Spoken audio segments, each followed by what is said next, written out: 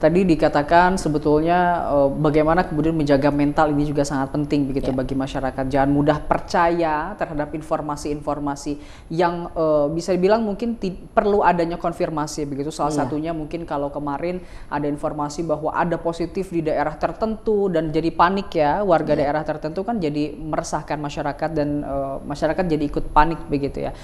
Jadi sebetulnya kalau kita katakan apakah Kota Bandung sendiri punya website tertentu seperti mungkin katakanlah di Jawa Barat, Picobar atau ada tidak sih Bu? Ada, Pusikov namanya? Pusikov atau COVID-19 Bandung Go ID.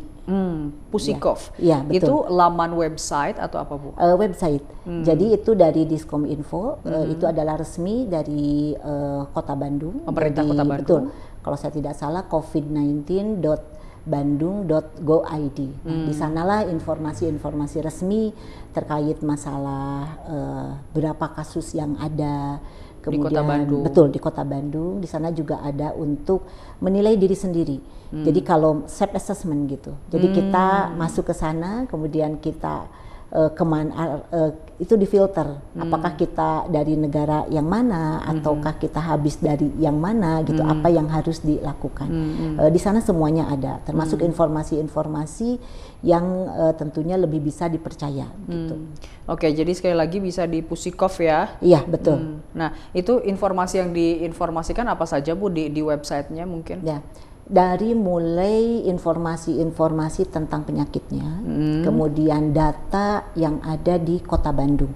Berapa saat ini yang ODP, berapa yang masuk ke dalam kategori PDP, kemudian juga di sana berapa yang positif, ada berapa yang sembuh, karena ternyata yang sembuh pun sudah ada dari yang penduduk Kota Bandung. Kalau untuk sebarannya sendiri kan masyarakat juga bertanya apakah daerah saya sudah ada dan apakah masuk kawasan red zone gitu kan, ada informasi daerah ini adalah red zone, daerah ini red zone, karena kan begitu meresahkan masyarakat dan seolah masyarakat panik begitulah. Iya, di web itu memang belum terlihat untuk sebarannya.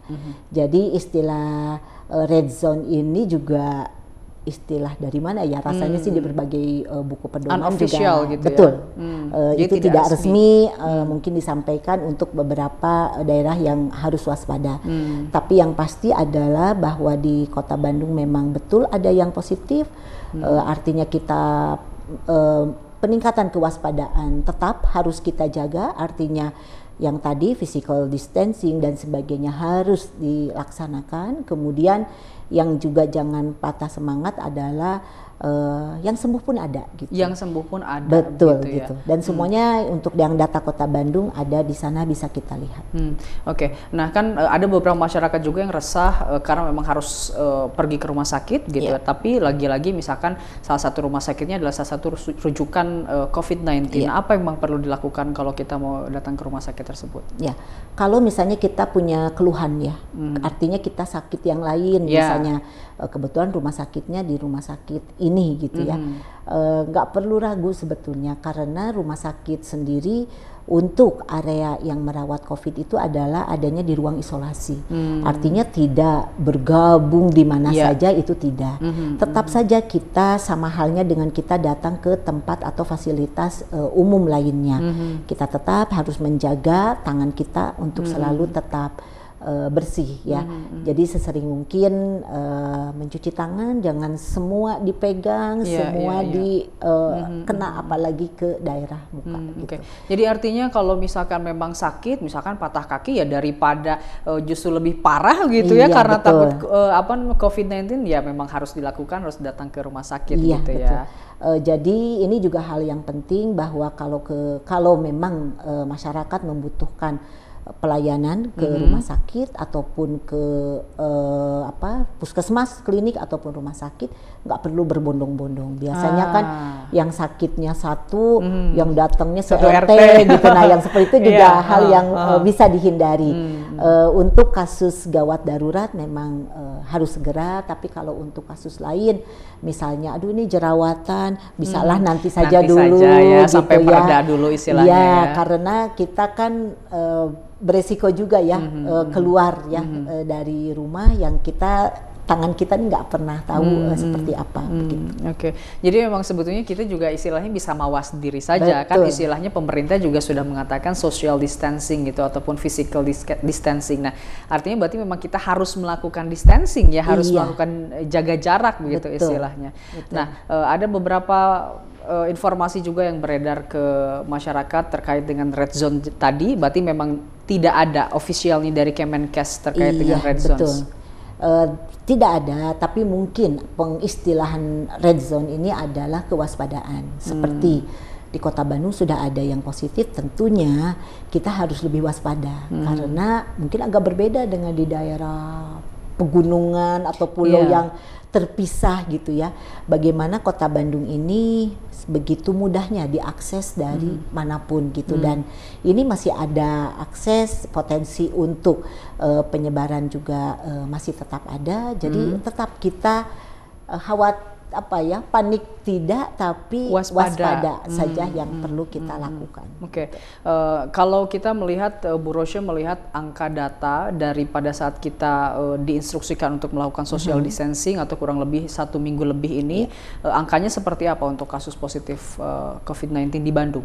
Ya, untuk di Bandung ya memang saat ini data terakhir itu 7 ya yang positif, saya lupa. Tapi yang pasti sih kita belum bisa melihat dalam kurun 1 minggu sekarang gitu ya, apakah ini bertambah ataukah berkurang, karena ini kebanyakannya adalah kalau yang saya lihat yang PDP yang ada yang masuk sekarang di rumah sakit ini adalah yang berkegiatan sebelum dilakukannya kebijakan untuk social distancing gitu. Itu sudah terjadi beberapa pertemuan-pertemuan yang memang berisiko itu, kemudian ketika masuk sekarang sudah dilakukan ya alhamdulillah, mudah-mudahan sih hanya yang terkena itu saja, tidak terjadi penyebaran yang lebih luas lagi. Oke. Jadi artinya berarti masyarakat harus tenang karena beberapa PDP yang masuk ini bahkan bisa jadi terkena atau terpapar sebelum adanya social distancing gitu. Jadi diharapkan kan harapannya berarti kalau dengan sudah masuknya ke social distancing, angka itu akan terus berkurang gitu ya. Berharapnya kalau ini berhasil, tapi kalau masih banyak kerumunan, masih begitu ramenya gitu ya, ini juga mungkin harus menjadi satu catatan untuk kita gitu, untuk mengevaluasi data-data yang masuk. Karena kalau sampai saat ini data yang masuk kepada kami, kasus-kasus yang terjadi itu adalah terpaparnya adalah saat sebelum terjadi kebijakan itu. Kalau ini berhasil, mudah-mudahan mungkin 1-2 minggu ke depan kita tidak akan terlalu banyak penambahan kasusnya. Baik. Oke, selepas jeda saya akan tanyakan apakah memang masyarakat harus melakukan germas, karena memang ada informasi bahwa masyarakat harus melakukan germas untuk mengurangi risiko terkena COVID-19. Selepas jeda kita akan membahasnya, tetap bersama kami di Anyus Jabar.